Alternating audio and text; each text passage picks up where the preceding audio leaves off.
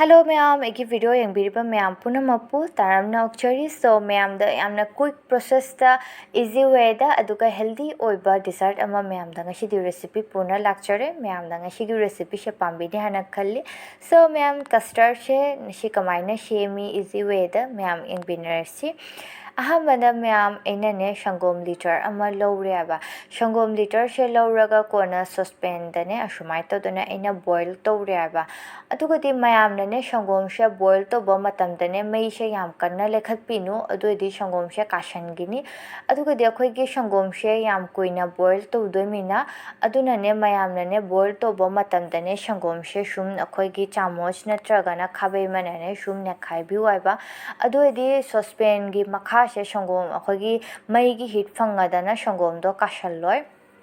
अदुगदि मयाम शंगोम से काशल्लदि कस्टर्ड से चाबदा खरा काशुक काशुक मनमगनी अदुगी मखादने शंगोम बॉयल तो जुमांगदा इंगबा शंगोम दो ऐनने काप अमा ने मेजरमेंट ता तेंगोता हैरे अदुगी मखादा कस्टर्ड पाउडर हना मयामना शुम सुपर शॉप ता फंगनी हबा यामना तांगदबनी अदुगदि कस्टर्ड पाउडर से ऐनने चामच अहुम लौरे अदुगा नशाइगी काप अमा मेजरमेंट लौबा शंगोम दुतने कस्टर्ड के अखोइगी चामच अहुम से लौरगने ऐना फजना गे मिक्स तौरे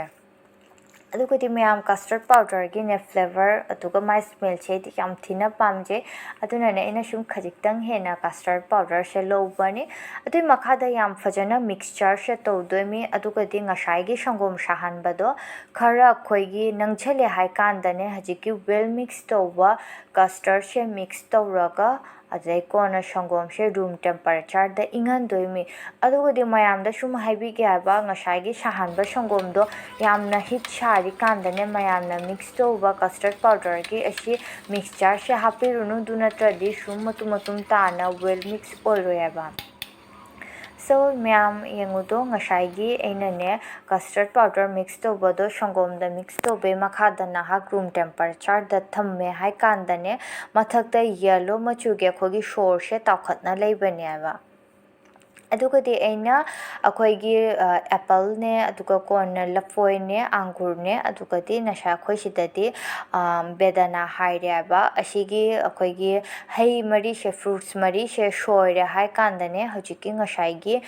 कस्टर्ड तो कस्टर्ड पाउडर हापा शंगोम दो हमको शुक्र फजना नाग मिक्स तो रह कांदन नशागी फ्रूट्स ककना लेबा मैम दो इना हापचन दोरबने अदुगदि मैम ने कस्टर्ड शेंबा कांदने अखोइगी मही चेनगदबा किहोमगुम्बा अदुगदि अखोइगी तोरमुज ओइबा असिगुम्बा से फ्रूट से मयामना लौबिगनु हाइबा अखोइ मही चेनदबा शुमा शुमाइना अखोइगी ड्राई खतंग ओइबा असिगुम्बा फ्रूट से मयामना लौबिउ अदुगदि कस्टर्ड त ख्वाइदगी यामना हाउबा से लफोइना हेली अदुगी मखादा मैंगो की सीजन ओइबा कांदने मयामना हैनो सुसुम हापिउ अमुनबा हैनो से यामना हाउरी सो ngashai ऐनने मिक्स तौबा अखोइगी कस्टर्ड सिदने अखोइगी ऐना फ्रूट्स ककना लेबा मयामदो हापागा फजना मिक्स तौरनी अदुगदि मैम 2026 दा ऐनने सबलेट दा मैम गा लेबिनबा मतमदने ऐनने कस्टर्ड शेमबसे हेगिबनेबा अदु मतमददे इशु नौना चाहिंजांग शाबा अदुगदि अखोइगी पिठागुम्बा शेमबा हिंजांग थोंबा सिगुम्बसे ऐना हेइबनेबा सो कस्टर्ड सिना ऐना हेइबा अहानबदा फर्स्ट अखोइगी डेजर्ट नि अदुगदि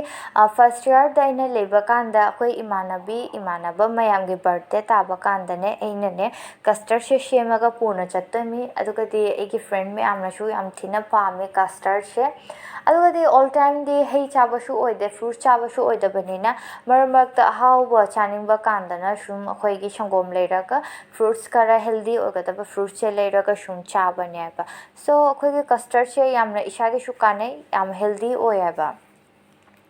अदुगदि मैम ऐनने एगा लेपिनरिबा नुपि मचा मैम से मोइबु पिजागे हाना स्पेशली ngashigi कस्टर्ड से शेम बनी हबा एगा लेपिनरिबा नुपि मचा मैम से याम थिना फे मोइनने मोइ मयुमदगी खक्रा छुरी रंगा माटीदगी लाकपा कांदने अखोइगी हिंजांग नापी पोरकपा हेगुम्बा पोरकपा मैम से एकोंदा याम पीदो मेसु शुम इकाय मोइदा शुम ऐना सुजुमदगी पोचेगा दो याम पोरकता बनिना मोइदा शु पीबा नमदे अदुनाने स्पेशली ऐना मोइबु पिजागे हाना ngashigi कस्टर्ड से शेम ꯁꯦꯝꯕꯅꯤ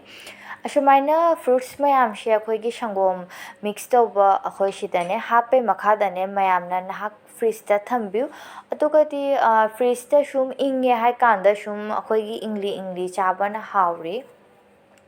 ꯑꯗꯨꯒꯗꯤ ꯐ꯭ꯔꯤꯖ ꯂꯩꯇꯕ ꯑꯗꯨꯒꯗꯤ ꯈꯅꯥꯎ ꯅꯥꯕ ꯄ꯭ꯔꯣꯕ꯭ꯂꯦꯝ ꯂꯩꯕ ꯏꯪꯕ ꯄꯣꯠ ꯆꯥꯗꯕ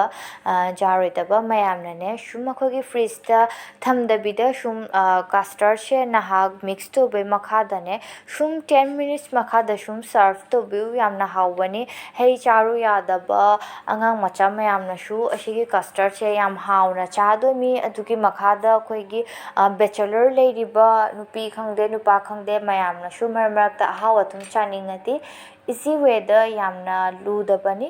ꯑꯁꯤꯒꯤ ꯀꯁꯇꯔꯗꯁꯦ ꯔꯦꯁꯤꯄꯤꯁꯦ ꯁꯣꯏꯗꯅ ꯑꯩꯈꯣꯏꯒꯤ ꯇ꯭ꯔꯥꯏ ꯇꯧꯕꯤꯌꯨ ꯌꯥꯝꯅ ꯍꯥꯎꯕꯅꯤ ꯑꯗꯨꯒꯗꯤ ꯃꯌꯥꯝ ꯑꯩꯁꯨ ꯌꯥꯝꯅ ꯑꯂꯨꯕ ꯑꯣꯏꯕ ꯌꯥꯝꯅ ꯍꯩꯇꯦ ꯍꯥꯏꯕ ꯆꯥꯛ ꯌꯦꯟꯁꯥꯡ ꯊꯣꯡꯕ ꯁꯨꯝ